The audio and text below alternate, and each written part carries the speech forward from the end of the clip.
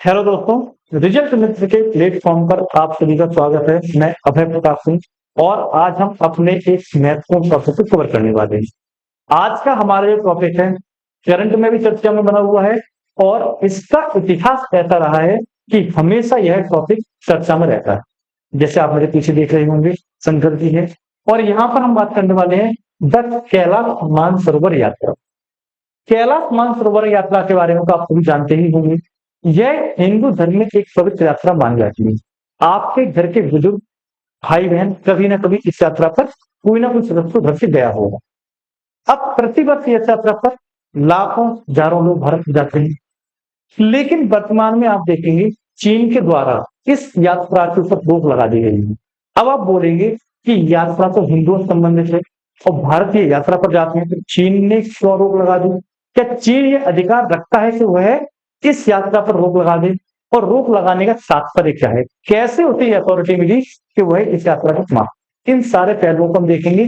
साथ में हम देखेंगे कि ये कैलाश पर्वत है किस प्रकार से हिंदू धर्म के साथ साथ जैन धर्म के लिए भी महत्वपूर्ण है और बौद्ध ग्रंथों में भी हमें इस पर्वत का उल्लेख मिलता है। इन सब पहलुओं को हम बात करने वाले हैं। अब जब हम चर्चा को आगे बढ़ाएं उससे पहले कुछ बेसिक इंफॉर्मेशन आपको मैं दे देता कि जो कैलाश पर्वत है ये भारतीय क्षेत्र में न पड़ के तिब्बत वाले क्षेत्र में पड़ता है और तिब्बत के ऊपर वर्तमान में नियंत्रण किए हुए है चाइना। और जो कैलाश पर्वत है इसके अनुसार अब आ गया है चाइना के क्षेत्र में, तो तिब्बत के ऊपर अवैध नियंत्रण। जो तिब्बत की निर्वाचित सरकार है ये भी हमारी अरुणाचल प्रदेश से चलाई जाती है और तिब्बत के जो धार्मिक गुरु है दलाई लामा ये भी एक प्रकार से निर्वाचित जीवन जी रहे हैं अरुणाचल प्रदेश में। भारत और चीन के बीच एक अहम विवाद का मुद्दा ये भी रहा। अब यहाँ पर मैंने अभी आपको बताया कि ये जो पर्वत है ये पड़ता है आपका तिब्बत में और तिब्बत की किस श्रेणी पड़ता है इसकी चर्चा भी अभी हम करने वाले हैं। तो इस कारण चीन ने इस पर लगा दिया रोक। आगे आएंगे। अब देखिए कैलाश मानसरोवर, ठीक है, ये पर्वत का जो विस्तार है, पर्वत श्रेणी का जो विस्तार है जम्मू कश्मीर से लेकर भूटान तक है। इतना लंबा आप इसका विस्तार देते हैं। अगर हम बात करें कि इतने बड़े विस्तार में कैलाश पर्वत जो है जिसकी हम पवित्र मानते हैं ये कहाँ अवस्थित है? तो अगर हम इसके अवस्थिति की बात करें तो यहाँ पर दो स्थान है, दो जगह है। पहले का नाम है लहाचू, दूसरे का नाम है झुंगचू। ये दोनों के बीच में एक पहाड़ पड़ता है। इन दोनों के मध्य भाग में एक पहाड़ आपको देखने को मिल जाएगा। अब ये जो पहाड़ है इसके दो शिखर हैं। इन दो जुड़वा शिखरों में से जो उत्तरी शिखर है इसको ही हम कैलाश के नाम से जानते हैं और इसी को हम कैलाश मानसरोवर की यात्रा कहते हैं। अब इस पर्वत का जो मुख्य विशेषता है वो है इसकी आकृति है। अगर आप आकृति को देखें तो शंकर जी को शिवलिंग होती है उसके अनुसार ये आपको देखने को मिल रही होगी।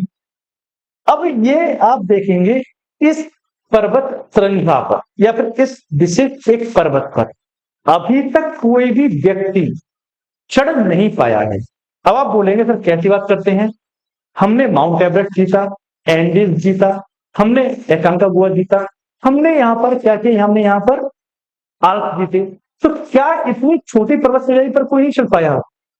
तो हाँ, हमने सब कुछ जीता, ऊंची से ऊंचे पर्वत श्रृंखलाओं को जीता, लेकिन हमने अभी तक कैलाश मानसरोवर को नहीं जीत पाए, इस तरह अपनी चढ़ाई को नहीं कर पाए। अब इसके पीछे दो तर्क दिए जाते हैं।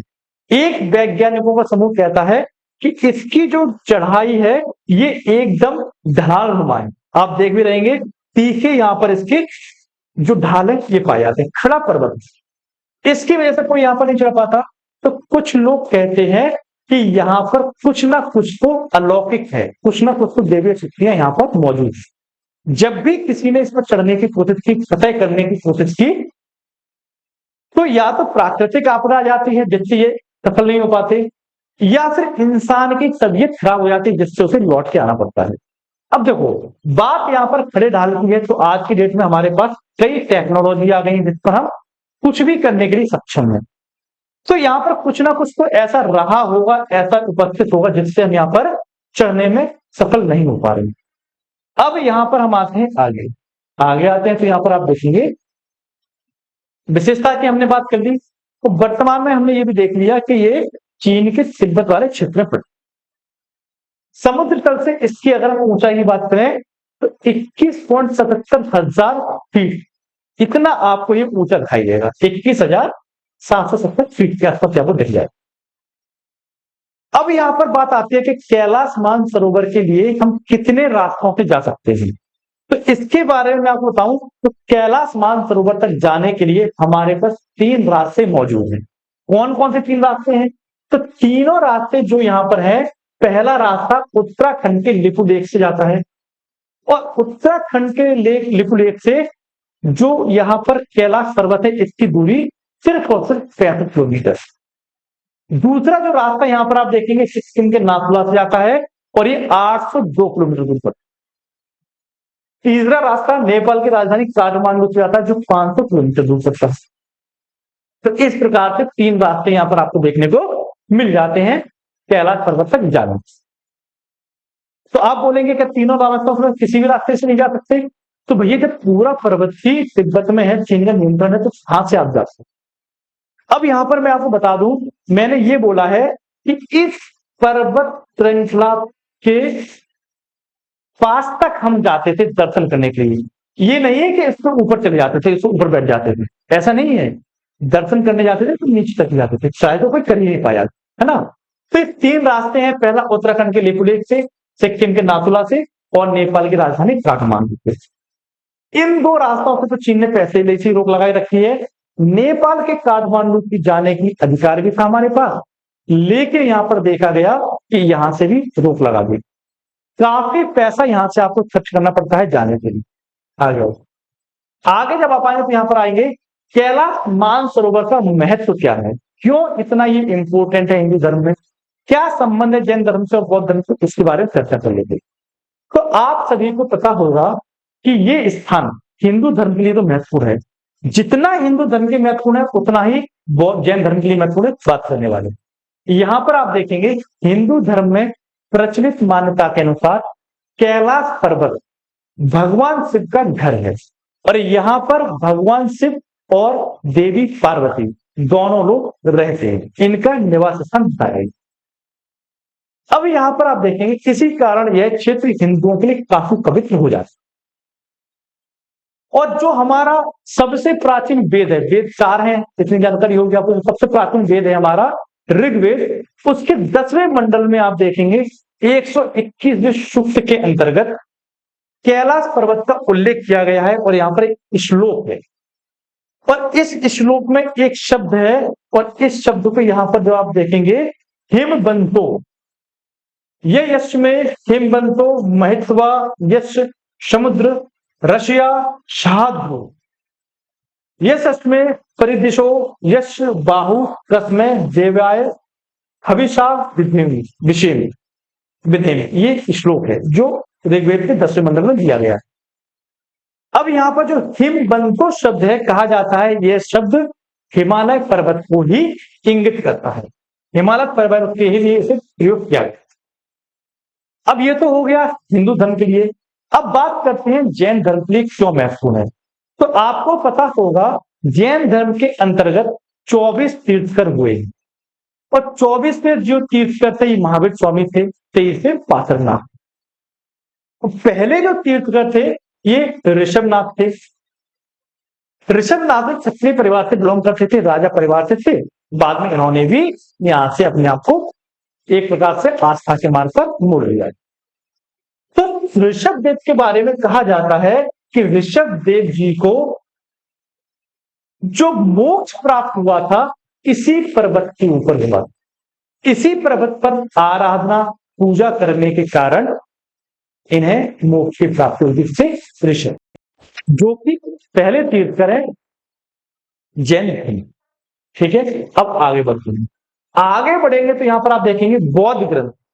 बौद्ध ग्रंथों को जब आप पढ़ने जाएंगे तो बौद्ध ग्रंथ में भी कैलाश पर्वत का उल्लेख किया गया है और कहा गया है कैलाश पर्वत ब्रह्मांड का केंद्र बिंदु है, पृथ्वी का नहीं, संपूर्ण ब्रह्मांड का केंद्र बिंदु है कैलाश पर्वत। ये यहां पर बौद्ध धर्म में उल्लेख है। अब यहां पर आप देखेंगे 2020 तक हम लोग यहाँ यात्रा कर सकते थे, हम लोग यहाँ जा सकते थे। 2020 के बाद चीन ने यहाँ पर एक रास्ते को बंद किया और वर्तमान में से सभी रास्तों को बंद किया। कहीं से भी आप नहीं जा सकते, ना नेपोलिस से, ना तिब्बत से, ना आप यहाँ पे नेपाल से, ठीक है, ना उत्तराखंड से। अब यहाँ पर देखो, ऐसा नहीं है कि भारत की सरकार इस मुद्दे में कुछ एक्शन नहीं लेती। भारत की सरकार नियमित रूप से चीन के साथ में कैलाश मानसरोवर की यात्रा के लिए समझौते करती रही है और अभी तक मुख्यतः हमने 2 समझौते किए। ये 2 समझौते कौन से हैं? तो एक समझौता आपका हुआ है 2013 में और दूसरा समझौता हुआ है आपका 2014 में। ये 2 समझौते हुए थे। 2013 के समझौते की बात करते हैं तो ये आपका 20 मई 2013 को हुआ था और इस समझौते के तहत हमने निकोलेस दर्रे से होकर कैलाश मानसरोवर जाने की अनुमति प्राप्त की थी चीनी सरकार। अब ये जो 2013 का समझौता हुआ, ये किन किन के बीच में हुआ था? तो दोनों देशों के विदेश मंत्रियों के बीच में हुआ था। भारत की तरफ से उस समय विदेश मंत्री थे, तत्कालीन सरकार की थी 2013 में, यूपीए की थी। तो यहां पर आप देखेंगे यूपीए की सरकार के अंतर्गत जो विदेश मंत्री थे आपके सलमान खुर्शीद जी, भारत तरफ से इन्होंने प्रतिनिधित्व किया और चीन की तरफ से विदेश मंत्री वांग यी थे। इन दोनों के बीच में समझौता हुआ था 2013 में। दूसरा समझौता आप देखेंगे 2014 में होता है 18 सितंबर। इस समझौते के तहत हमने नाथुला से के जरिए कैलाश मानसरोवर जाने की यहां पर रास्ता खुला था, चीन का समझौता किया था। 2014 18 सितंबर सरकार आ चुकी थी एनडीए की, जो वर्तमान में है अभी। और पहले जो यहां पर विदेश मंत्री थे एनडीए के कार्यकाल में 14 में, ये थी आपकी सुषमा स्वराज। और सुषमा स्वराज जी ने यहां पर क्या किया? चीन के जो विदेश मंत्री थे जिन्होंने पहला भी समझौता किया था, दूसरा समझौता भी ये करेंगे, वांग यी, इनके साथ में समझौता किया। और पहले समझौते में हमने निकोलेस वाला रास्ता खोला था, दूसरे समझौते में नाथुला वाला खोल किया। अब ये जो समझौते हुए थे 13 और 14 वाले, इसमें एक प्रावधान था कि ये समझौते 5 वर्ष के लिए लागू होंगे और 5 वर्ष के बाद ये अपने आप रिन्यू हो जाएंगे, इन्हें रिन्यू करने की आवश्यकता नहीं होगी, अपने आप ये रिन्यू हो जाए।